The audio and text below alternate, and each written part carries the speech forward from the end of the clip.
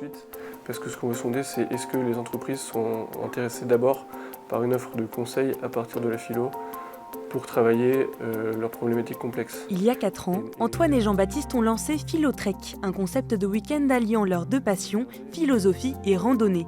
Depuis quelque temps, ils ont une idée, le proposer aux entreprises. Pour lancer ce projet de start-up, les deux philosophes se font aider par un incubateur, un terme propre au monde de l'entrepreneuriat, autrement dit un lieu où les porteurs de projets sont accompagnés. L'incubateur qu'ils ont choisi est bien particulier. À côté des salles de réunion, de l'open space, des phonebox, une chapelle où la messe est dite tous les mardis. Le nom parle de lui-même, bienvenue à l'incubateur Saint-Joseph dans le 19e arrondissement de Paris. C'est le père Stéphane Maillor, curé de la paroisse Notre-Dame des Otages à 2 pas d'ici, qui en a eu l'intuition. J'ai voulu un peu mettre en œuvre cette conviction que l'évangile a quelque chose à apporter au monde de l'entreprise. Et si possible, le plus tôt possible dans la vie de l'entreprise. Mon rêve, c'est qu'on puisse vraiment assumer sa foi dans le monde du travail et en faire un atout pour son entreprise, pour son management, pour sa relation client, pour le discernement des actes à poser. Des fois, il y a des actes qui sont durs à poser. De la philosophie à la papeterie, de l'IA au chocolat, les projets ici sont très variés. Moi, j'ai lancé Improbase en janvier dernier, en janvier 2024.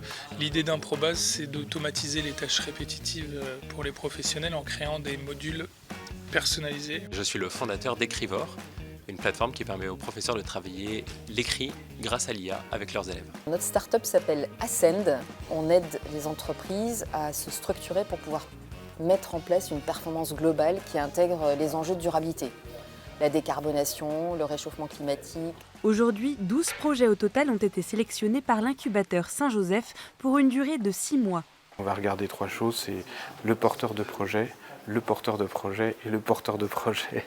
À la fois, le porteur de projet ait cette dimension, cette volonté en fait d'agir dans le cadre du bien commun, et il y a aussi la capacité en fait du porteur de projet à être accompagné. Parce que le projet de cet incubateur est aussi de vivre ça dans une dimension fraternelle. Un esprit de fraternité et de communauté qui séduit au-delà même du cercle catholique, comme Malika, hindoue, qui a rejoint l'incubateur. J'adorais le fait qu'on peut travailler en solidarité, en fraternité, en inclusion avec l'un l'autre.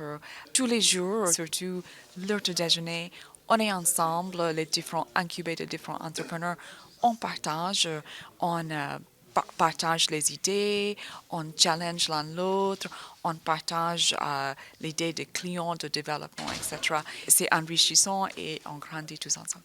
Pour 250 € par mois, chaque porteur de projet bénéficie d'une formation et d'un accompagnement personnalisé par un mentor issu de son secteur d'activité. Du coup, je me demandais, nous on fait un produit pour les professeurs et j'ai du mal encore à préciser la chaîne de valeur, notamment comment... Mais une des spécificités de cet incubateur, c'est de proposer également une formation éthique basée sur la doctrine sociale de l'Église et sur l'Évangile. C'est vraiment l'idée de pouvoir comprendre existentiellement l'enjeu de l'entreprise et de relier ça au mystère du Christ. Une réflexion qui permet d'envisager l'entreprise autrement pour Jean-Baptiste de Philotrek.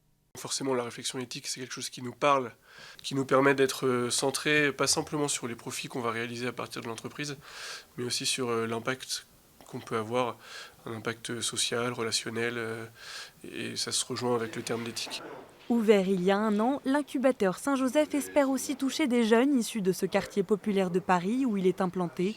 Démocratiser la culture de l'entrepreneuriat dans un esprit fraternel et chrétien, un défi qui ne fait que commencer.